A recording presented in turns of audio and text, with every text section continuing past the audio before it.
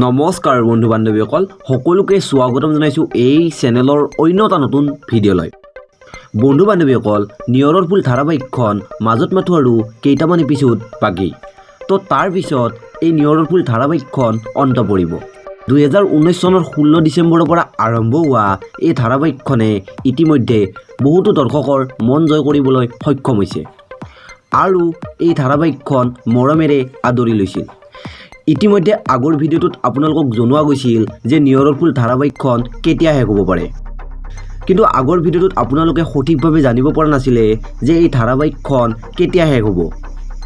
তো বন্ধু বান্ধৱীসকল এই ধাৰাবাহিকখন অহা মাহৰ 2 তাৰিখে হয়তো শেষ হোৱাৰ সম্ভাৱনা আছে, অৰ্থাৎ 2019 চনৰ 16 ডিচেম্বৰৰ পৰা আৰম্ভ হোৱা নিয়ৰৰ ফুল ধাৰাবাহিকখন 2021 চনৰ 2 জানুৱাৰী তাৰিখে অন্ত পৰিব।